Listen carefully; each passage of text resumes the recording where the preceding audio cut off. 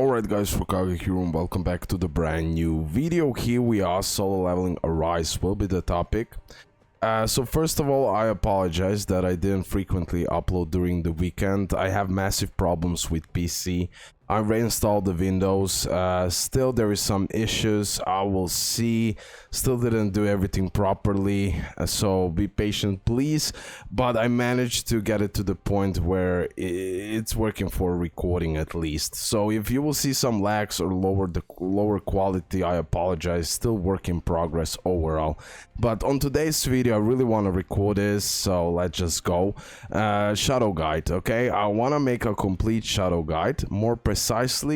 I want to talk about the mistakes you should avoid related to the shadows, especially related to the team building. Some things I noticed many people make these mistakes, and I've done that mistake before as well. So keep on watching. Also, we're gonna check out the in-game shadow guide. It is super amazing. So definitely this video should be helpful for you guys. Okay, today is the day where I unlocked my third shadow. Now, because of the problems I had, I didn't play the games in about 2 days, not properly at least. So again, I will be a little bit behind overall, but I will catch up. But yeah, today is the day where I unlock my third shadow, which is tank. I managed to get a lot of shadow traces from the Battlefield of Time, and as well there, as being ranked 2 in division, I managed to get a bunch of material related to the Battlefield of Time where I can exchange them for more traces of shadow. And that's how I accumulated today over 50 traces of shadow, and I managed to unlock tank, which is perfect. Now I have 3 shadows that I can use. Definitely it will be much easier to clear the content. Okay, first of all, let me clear that one question that is still people ask me: which shadow should you choose? So Igris you're gonna get just by playing, and then you're gonna have to choose between 3 shadows right here, right? And that will be your second shadow you're gonna choose. Overall, the most popular one is tank. Many people who took tank because he's the one who can stun with his ultimate, which can be extremely helpful. He can stun for 1 second, and even though it's 1 second, it can be extremely helpful. And then you have blades who can increase the attack by 3% for everyone, plus he can do really solid damage overall. You cannot make a mistake overall. It depends what are you building, but yeah, the second shadow should be definitely tank or blades, okay? Yeah, that is just my opinion, and that's how I see it for sure. And now the third shadow that you're gonna choose, or I mean fourth one, will be iron, or that new shadow that will be unlocked in future, or you need to play to unlock it overall. I believe Painblade unlock all of this. Not 100% sure. These days I didn't even watch no one, bro. I was battling with PC and it's still trash. It's still laggy as F, as you can see. But anyways, we're gonna survive. Now, about the team building, that's like really important. So choose whoever you want at the end of the day, depending on which weapons you have and everything else. Okay. Now, again, this about the team building part related to the shadow, super important. And then after that, we're gonna go into in-game guide related to the shadow, so everything will be super clear. Okay, so just like really fast about the team building related to the shadows. Let me just enter whatever stage, it really doesn't matter. So here it is. Really important thing that I see many people missing on this, and they didn't figure it out.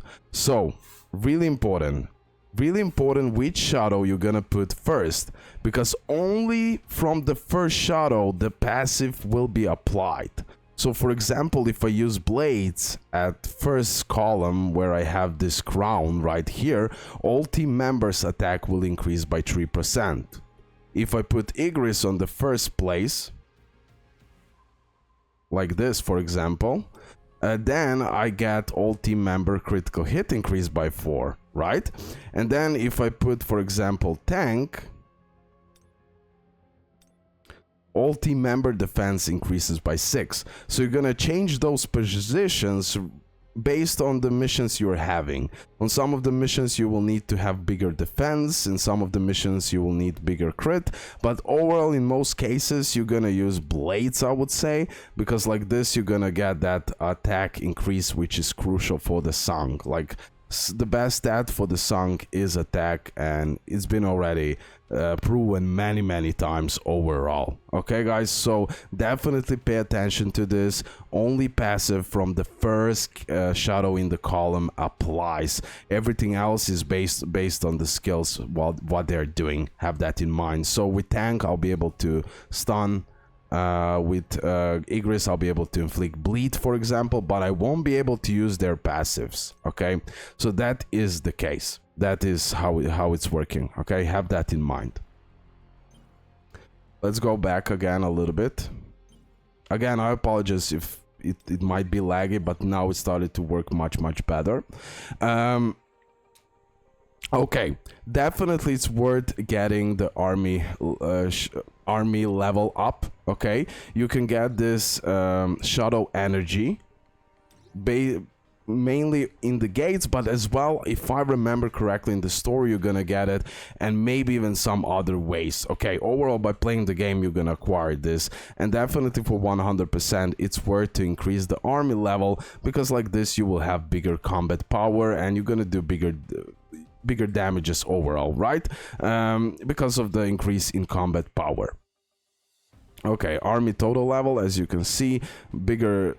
Like you look, they're 16.7k overall. They're giving combat power, so super important. Also have in mind, it's definitely worth not to rank the character, not for now, because you need traces of shadow, but it's definitely worth to upgrade the character with this abyssal fragments. Okay, this is 100% worth it. Like this you're gonna also increase the army total level, so don't be afraid to do it, and you can do it focused on one character, or you can just like balance it out and level up first tank, for example, then blades, then Igris, or vice versa. Play around, but definitely you can do this, and it's 100% worth it.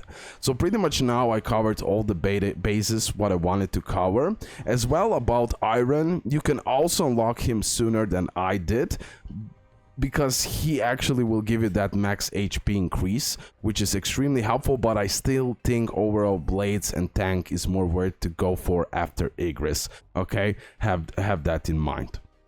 Now we're gonna check out that in-game guide, a little bit about the shadows, and we're gonna end it here. After that I'll record immediately another video, and then again I will play around with PC, because on every single setting I put, the game just lags and I don't know what's happening. Okay, let me go into this part.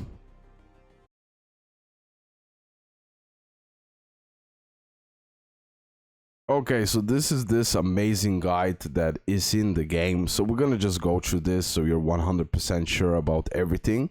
Sung shadow soldiers are loyal subordinates. Okay, an important source of power for him. Use the summon skill to summon army of shadows. They unlock after chapter 9. Army of Shadows. In this menu you can view the level of the Army of Shadows, its total power, your individual shadow soldiers, and the number of shades and traces of shadow you have collected. When you selected a shadow soldier, you can view the detailed stats of shadow soldier. Okay, unlocking and extracting shadows. After clearing a certain stage and acquiring the necessary number of traces of shadow, you can obtain the shadow.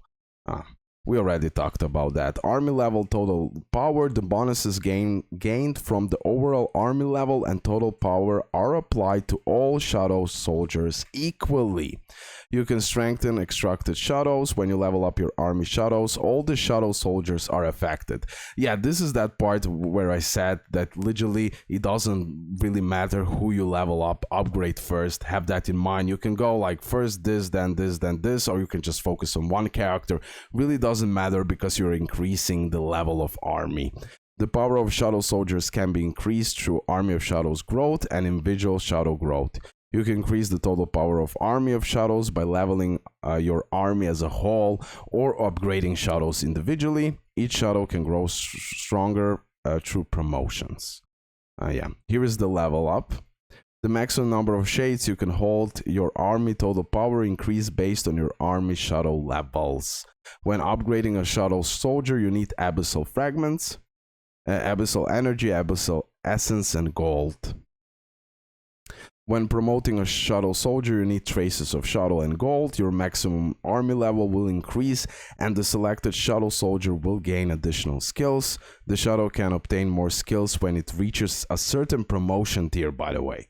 So the shadow appearance will change when it reaches a certain promotion tier. And now here you can see the backstory.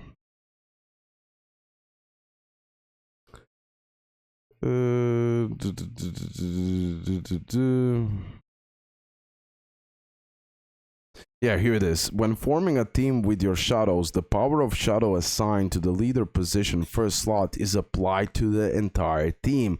Up to 3 shadows can be assigned by your team, accompanied by their respective squads. When you summon your army, all the shadows on your team will appear and join the battle. You can still form a team with your shadow soldiers even if you have inefficient number of shades to summon your army. Yeah, so as you can see, this is like a full nice guide that you can also check it out. Hopefully you did enjoy this video. Again, I apologize, I'm still struggling with my PC. Some update happened and it just killed him overall. So yeah, be patient, but that's it. Hopefully you did enjoy it, and yeah, see you next one. Bye.